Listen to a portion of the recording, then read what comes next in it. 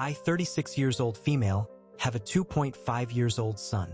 He is energetic and curious, like every child's supposed to be. Meltdowns are age appropriate, but he usually doesn't do that unless he misses sleep, gets sick, or something like that. I make sure to let him release his energy in playgrounds, etc. every day so he wouldn't climb furniture. Laugh out loud. Our parenting style is similar to that British show called Super Nanny. By that, I mean, for example, if you don't eat your vegetables, you won't get any desserts. No matter how much you cry, won't change that. Or 1930 is the sleep time after our nighttime routine. Unless there is an extreme case, 99% of the time, he will be in his bed, trying not to be in bed to have more fun. We do a little dance where he comes back to me, and I put him in his bed again and again. Rules are the rules. My mother-in-law, 58 years old female, lives far away from us and invited us to her home so she can see her grandson face-to-face instead of everyday FaceTiming. Her home is filled with knickknacks, etc. I mean, it is not ideal to have my toddler live in there for a week, but with our parenting style, if we say no, it means no, so we thought it would be manageable with my 24/7 supervision. What we didn't calculate was my mother-in-law's character. She is not a recovering people pleaser. She is a proud people pleaser. She thinks she is like Mother Teresa, but it is actually one of my husband's traumas that he had to act extra aggressive to people to protect his mother from the people using her. She started giving my son chocolate cake behind my back because he refused eating his proper meal, and I was like, he will eat when he is hungry. Apparently, she couldn't imagine a toddler being left hungry by his mother. And since he is refusing the meal, he has to eat something, right? Whenever my son has meltdowns for the things that I wouldn't let him do, she saves him from his despot mom and does the thing with him because she couldn't bear watching him cry like it is the end of the world.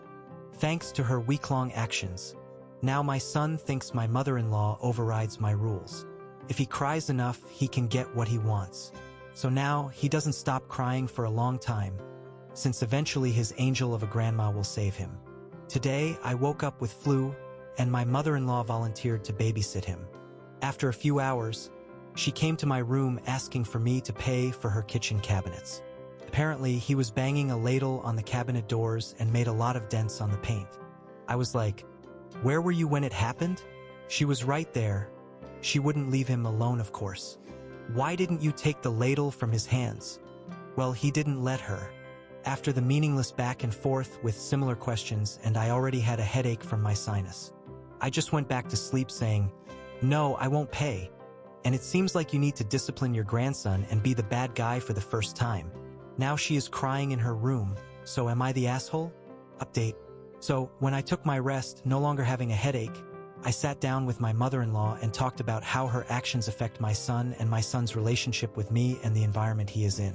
I told her that undermining my authority is never a good idea. Even though I might be stricter than she prefers, this is how I choose to raise my son.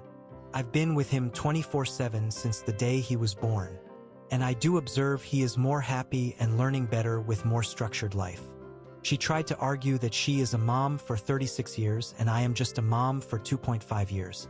I told her, my son is not the same person as her son, so they may have different needs. Plus, the time is different now. We grew up playing on the streets with our big cousins taking care of us, where a car barely passed by. Every neighbor knew us, and there was a "it takes a village" situation going on. On the other hand, my son doesn't have that "let him free, they grow themselves" kind of luxury. Well, since in her head, she is the best and nicest person around, she still tried to argue whatever she did was for the good of her grandson. It took for me to threaten her with letting my husband know about this and let him decide what to do going forward. Then she accepted to act according to my wishes. There were a lot of comments in my previous post about what my husband does meanwhile. Well, he travels for work, he just spent the first day with us, then hopped cities for a week, auditing the franchising locations he is working for. And when the week ended, he came to take us to our hometown, which was yesterday. I try not to share every small disagreement with my husband, as he is always quick to action instead of thinking it through.